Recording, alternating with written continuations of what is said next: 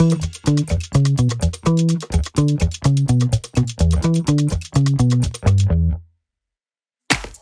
listening to Heart-to-Heart Conversations, an unscripted discussion on today's hottest topics in interventional cardiology, with your host, Dejan Milasinovic. This podcast is brought to you by PCR. Hello, everyone. It is a great pleasure to welcome you again to another episode of Heart-to-Heart Conversations. This series is intended to provide answers to often asked questions and hot topics in interventional cardiology. And today, I am more than happy to be joined by Simone Biscaglia from the Ferrara University in Italy, who is an experienced user of angiography-derived coronary physiology, and him and his team have produced a lot of data in this field. We are looking forward to discussing the question whether this technology will change our practice in the lab. Before continuing, I would like to remind you that you can watch us across different platforms, from PCR Online, where you can ask questions, to LinkedIn, Facebook, YouTube, and X. We'll welcome all of your comments, and we hope that we will provide you with an overview of this important topic. Simone, welcome. It is great to have you. Thank you, Dejan. It's a pleasure to be with you today. Thank you very much. I would like to start our discussion by posing a question which has been on my mind for quite some time. And that is, what is to you the promise of the angiography-derived coronary physiology? What is it that it will provide us with that we do not have at the moment? We know that the FFR is well established. We do know from the everyday use of it, and especially following the results of the RIPCORD-2 trial that showed us that there is certain percentage of patients with complications with the wire-based approach. In the RIPCORD-2 trial, it was close to 2%. And we know that in some patients, we may have doubts about which technology to apply. So what to you is the promise of angiography-derived coronary physiology?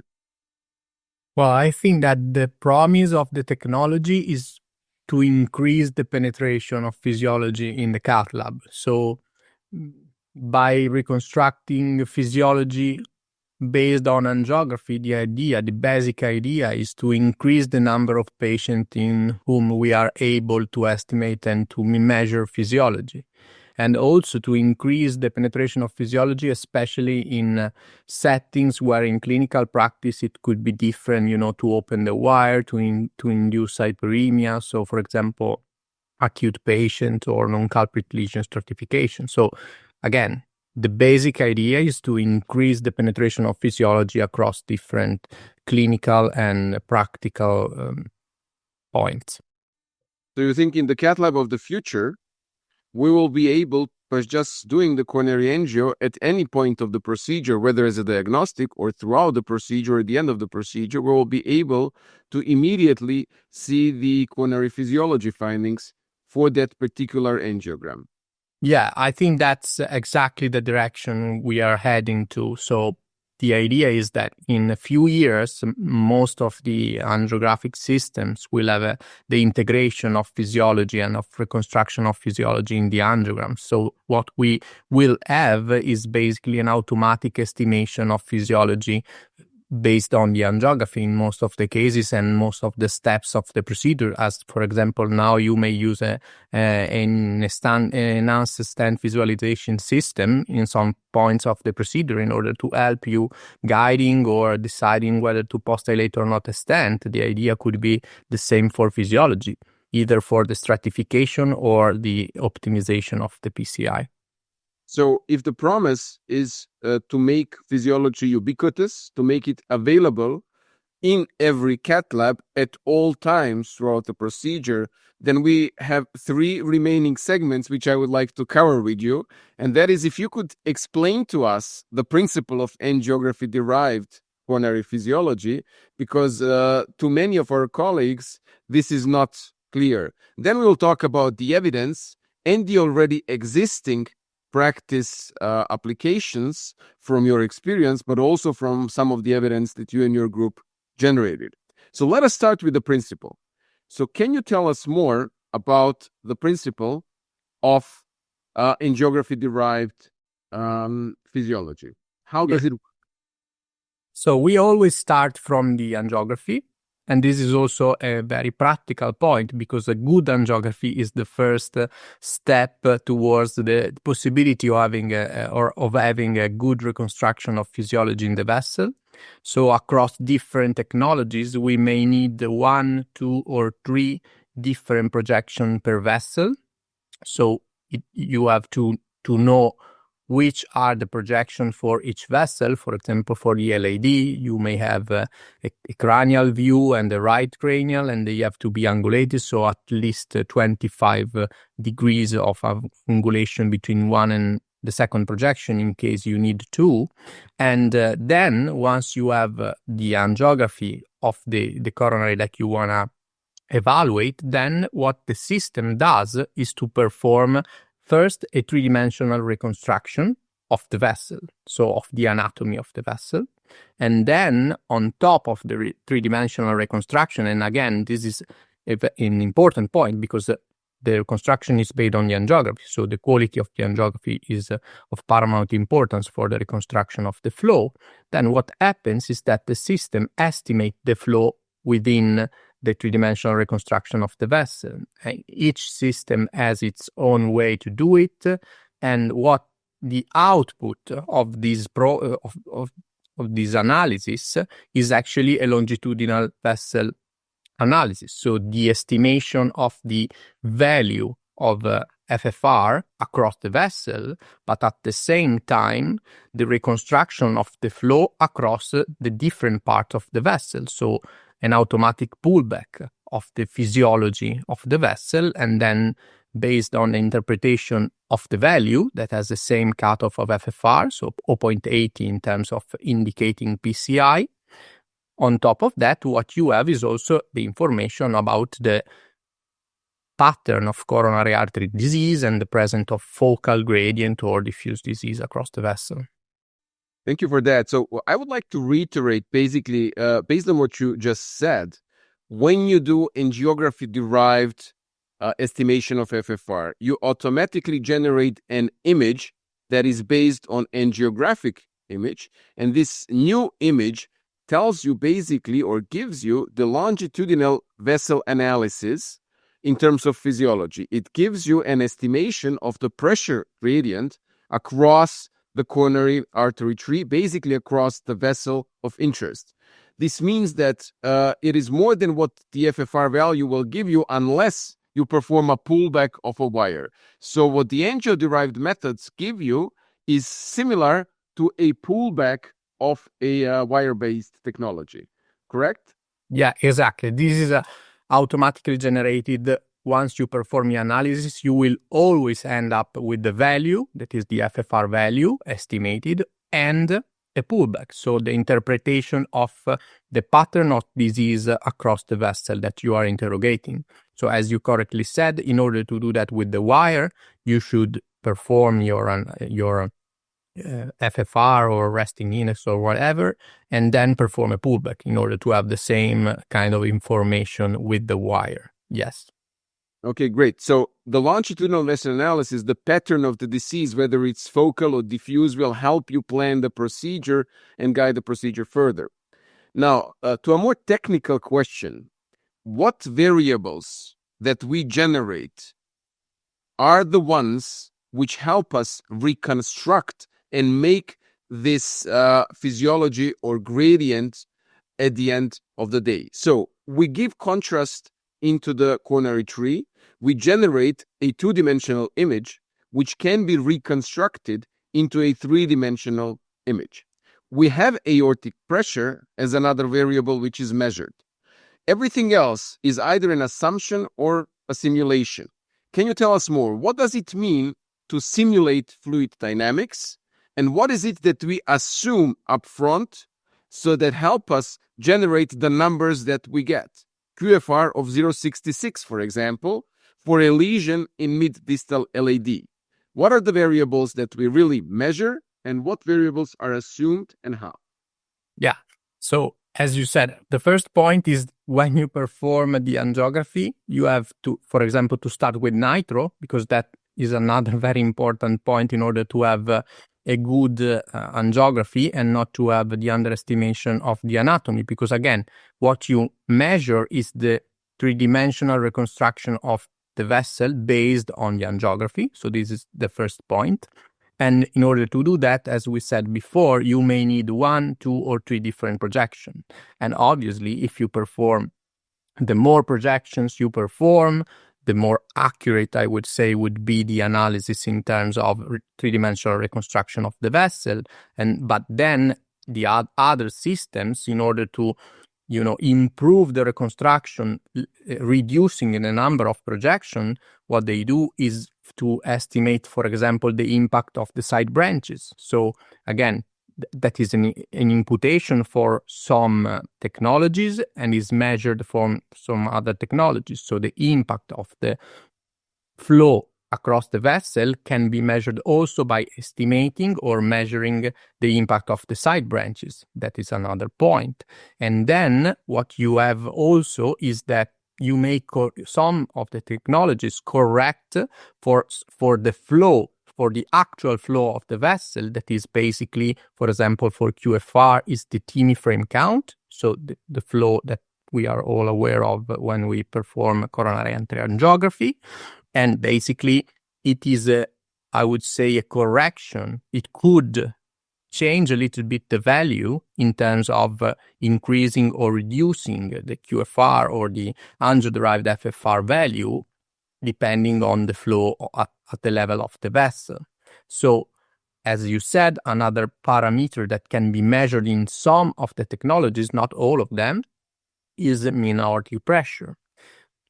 In general, what you don't need is to induce hyperemia. So all these measurements are performed on a baseline angio. Obviously, you have to perform nitro before the angiography, but not to induce hyperemia, just to have the correct visualization of the coronary trip. So, if I understood correctly, the maximum flow is assumed and the resistance is assumed as well. So these are the variables we don't really measure. These are assumed, and then the computer simulation will give us the output. The computer simulation of the flow, of the maximum flow, will then give us the output like QFR, MUFR, and other technologies. So the numbers we get are based on those assumptions together with the reconstruction of the image that we provide with angiography. Yes, because this was the very first part of the studies on angio-derived FFR. So basically, to understand whether it was needed to induce hyperemia in order to estimate FFR by angiography. And the results of those studies were that it was not needed. So it was as accurate as in the three-dimensional reconstruction during hyperemia, the one performed without hyperemia. So obviously, then we started to use the reconstruction without hyperemia. Great. So what you taught us now is that we can derive approximations of the FFR value from angiographic images without hyperemia. And most calculations are done by the fluid dynamics simulation with the assumption of the maximal flow and the resistance and all other things which go into mathematical modules. But for the practical purposes, we do not need hyperemia. We need high-quality angiographic images. And what we get is not only the value of the most distal part, but we get the longitudinal analysis, and we can find out the pattern of the disease. Now, when we learn this from you, the next question is, what sort of evidence we have? And when we think about the first line of evidence, those were, I think, correlation studies between different angiography-derived technologies and the wire-based FFR, which is considered to be the gold standard. And most of those technologies showed pretty good correlation with the wire-based FFR. What is your comment on these studies? Do the technologies differ between themselves, among themselves, with relation to their correlation with the wire-based FFR? And then the second question, what is the correlation with the non-hyperemic indices? Yeah. So basically, obviously, each of these technologies started from the from many studies trying to correlate the value to invasive FFR, as it's easily understandable. And obviously those studies were all very good in terms of correlation. There is actually now a blinded comparison between all the available technologies with FFR that showed that the correlation was not one, as it's in almost of the previous studies, or very, very high, 0.95 in terms of area under the curve, but it's a little less. As all the estimation, it's an estimation, it's not a measurement. So I would say that it can be fair to say that is the correlation is around 80 to 85% of the cases if you perform on a daily basis, also in also in complex setting as the ones you would use FFR in. And that's, I think, the main point. So it's a good estimate of FFR. It's not perfect, as all the estimations are. And in terms of correlation with non-invasive, non-hyperemic indexes, we have less data. And it's also tricky because it's comparing two estimations, because actually resting indexes started as an estimation of FFR. Then obviously now we have many data, showing non-inferiority in terms of clinical outcomes. But then it's not so easy, to try to, compare two different estimation of another technology. So I think that the way to go is always to estimate the gold standard, or the thing we started with. So I would be cautious in the interpretation of the data of the estimation of non-hyperemic indexes for the time being, at least. Would you say that this depends also on the pattern of the disease? That the diffuse disease may not be as reliably assessed by angio-derived methods? Is that something which you think plays also a role when you compare non-hyperemic indices like IFR or RFR with the angio-derived methods? Yeah, I think this is a fair point. What we are now understanding is that basically the pattern of disease is also something that impact on the discordance between resting and hyperemic indexes. So, for example, if you have a very focal disease, it's more likely to have a positive FFR rather than a positive resting index. And on the other way around, if you have diffuse disease, it's more likely to have a positive resting rather than a positive FFR. And I think that for sure, diffuse diseases, it can be something difficult to be assessed with the angio-derived FFR, because obviously in order to estimate the dimension and the flow across the vessel, you should always start from something that is, I would say, healthy. So if you have a very diffuse disease, it can be difficult for the system to understand which is the real diameter and the real, estimated dimension of the vessel. So you may underestimate some disease in some cases if it's extremely diffuse. Very good. Now, in terms of clinical evidence, and this is a technology that, has started with investigations, I would say, roughly 10 years ago. And we do have two major randomized trials. Both used QFR as the method of choice in terms of angio-derived methods.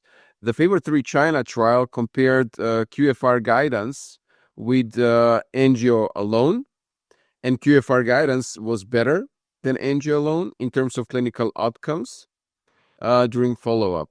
Then Favor 3 Europe showed that QFR guidance actually failed to reach non-inferiority when compared with the FFR-based methods, with the wire-based FFR guidance. So QFR, let's say if this is representative, and that's one of the questions for other technologies, then the angio-derived technologies seem to be better than angio alone, but seem not to meet or to reach the standard of wire-based FFR guidance, which is also established. How do you comment on these two large clinical trials? Yeah, I agree with your interpretation. What we can say for the time being is that angio-derived FFR is for sure better than angiography. And that's an important point because most of the procedure in most of the cath labs worldwide are still done based on angiography. So that's something that we should be aware of. And at the same time, we cannot, for the time being, say that it's non-inferior to wire-based. And this is important from two points of view, at least in my mind. The first one is that we are extremely reassured by regarding the safety of the FFR, the using of the FFR in daily clinical practice, because it was associated with extremely low rate of adverse events. And I would say that the other point that we have to acknowledge is that those technologies are still a little bit of operator dependent. And you, for example, in the interpretation of the 3 Europe, you may have a look at the number of positive vessels across different vessels. And while with wire-based physiology is extremely unlikely to have a positive circumflex, for example, in terms of invasive physiology, then within the QFR arm, we add much more positive assessment in non-LAD vessels. And this can be related to the fact that those technologies are still a little bit operator dependent, especially in the estimation of the border across the vessel. So if you change or you think that should modify the analysis, especially at the level of the stenosis, that may impact the value and the positiveness or negativeness of the measurement. Yeah, so we started out with the promise of these methods to improve overall care by providing physiology findings overall in all the cath labs. And I guess that the Favor 3 China did show a benefit into that direction, that if we put QFR on top of angio alone, we will then win. The second question is, when we compare it with the FFR, with the wire-based FFR, then we seem to fail. And here I would like to ask you a question that seems to be sometimes asked in the community. So when we speak about the FFR, the wire-based methods, we make the assumption that there is a linear relationship between flow and pressure, but we actually measure the pressure.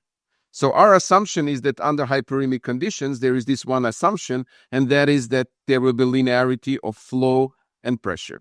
When we speak about the angio-derived methods, and we'll try to illuminate this a bit, we make many more assumptions, because we essentially do not measure flow, we do not measure pressure.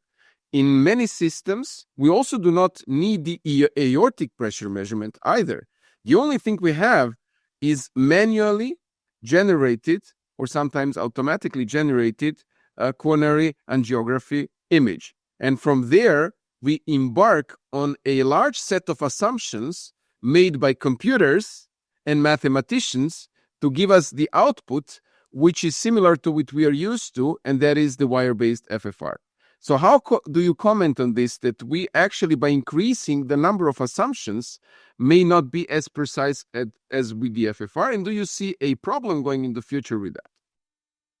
No, I think it's fair. It's an assumption based on angiography, and so basically you have to deal with the fact that many things are not directly measured.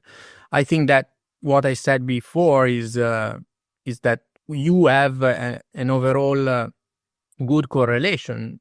Around 80-85% of the cases, you will end up with a very similar and consistent value. So the idea is when you are not willing to perform invasive physiology because of, for example, in some cases, it's also related to the fact that you want to measure the microcirculation, and in some of the technologies is not possible. And even if it's possible, it's again an estimation of the IMR. So, for example, if you want to perform the analysis, full physiology analysis in the stable setting, I would use the wire because it's the only way to do it. But then, if, for example, in some other settings where it's highly unlikely that at 3 a.m. in the morning at the end of the primary PCI, you will end up with FFR or IFR or non-culprit vessel, then we know that basically. It could be better than our visual estimation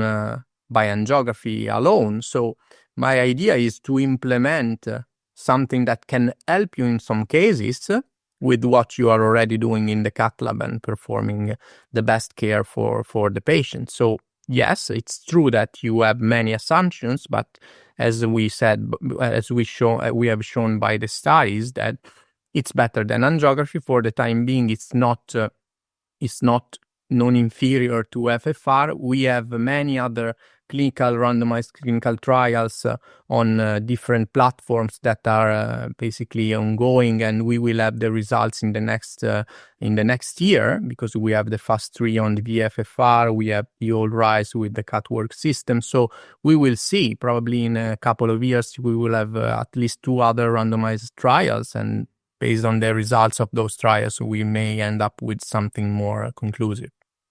I mean, I tend to agree with you, because I think that all we do in medicine is assume. So we are never 100% precise with any of the measurements we do. So if there are more assumptions which a technology is based on, as long as it works in a clinical trial, as long as it's proven in a clinical trial, I think we should probably accept it. And that is why the evidence is so important. So we come to the last part of the conversation, and that is, how can we put the evidence into practice? And you already mentioned one application which seems to be very useful. It promises to be very useful, and those are the non-culprit lesions of ACS patients. As you said, 3 a.m., and we want to have a quick decision for a patient which we just treated for the culprit lesion, and we want to know the significance of the non-culprit disease. In the FIRE trial, which you also headed, there was also a number of patients in whom non-culprit lesions were evaluated with the angio-derived methods. Can you tell us more about what happened to those patients? How did the QFR, I think, in that case, show up? And tell us a bit more afterwards about the AIR-STEMI trial, which is ongoing, which should put this question answer this question in a randomized context. Yeah, exactly. So what we did in the FIRE trial was to randomize patients with their physiology, complete revasc or culprit-only treatment in older MI patients. So some of the patients received QFR, some of the patients received wire-based physiology, and this was not randomized. So it was based on operator's decision, the availability of the system across different cath labs. So what we did as a sub-study of the trial was to perform a comparison between patients receiving wire-based physiology and angio-derived based physiology. And what we shown is that the overall outcome of the patient was very similar in terms of outcome. And then what we did was to perform QFR in the culprit-only arm. And what we shown is that QFR was actually able to stratify prognosis pretty well in patient in the culprit-only arm, and that was again reassuring in terms of the ability of the technology to be used in STEMI settings. And based on that, what we did is the AIR-STEMI trial, that is a randomized clinical trial including 1,800 patients, in which we randomize patient to either STEMI patient with multivessel disease to either complete revasc based on angiography or complete revasc based on angio-derived FFR. And the arm of using angio-derived FFR received a core lab evaluation of angio-derived FFR with the indication to perform or not to perform PCI, and the suggested plan for PCI guidance based on the pullback. The enrollment was finished some months ago, and we hope to present the results at EAC 2026. Great. So one of the last questions I want to ask you, we've said that, this is a technology which is very much computer dependent. So basically you have different technologies like QFR, like NGFR, FR angio, you have NewFR. So they all have different systems or algorithms leading to the value in the end that should guide the clinician. My question to you, besides the computer dependency and the program dependency with its various assumptions and mathematical algorithms, is there an operator dependency?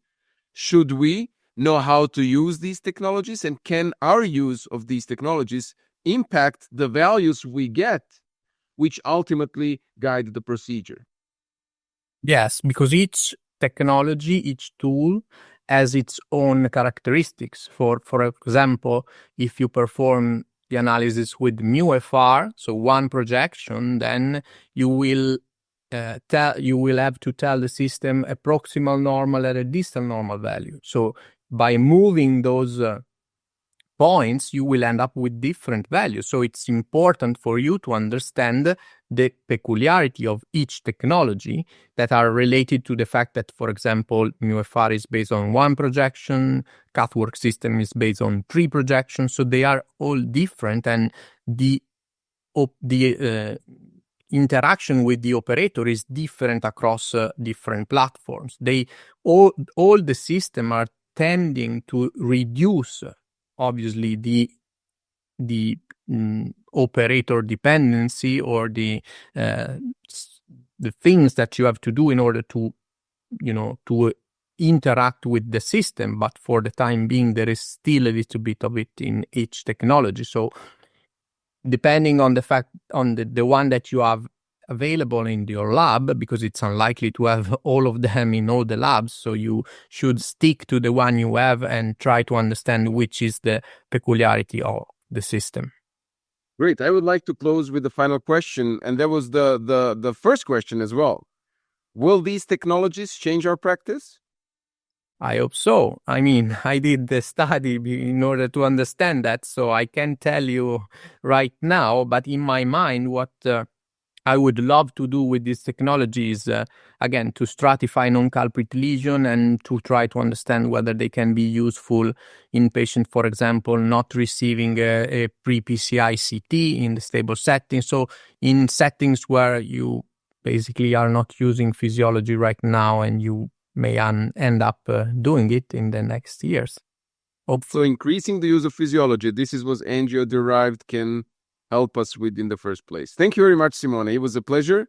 Thank you, everybody, for listening, and see you again with the Heart-to-Heart Conversations. Thank you for listening to this Heart-to-Heart conversation. Find out more about upcoming dates and replays of recent conversations on pcronline.com.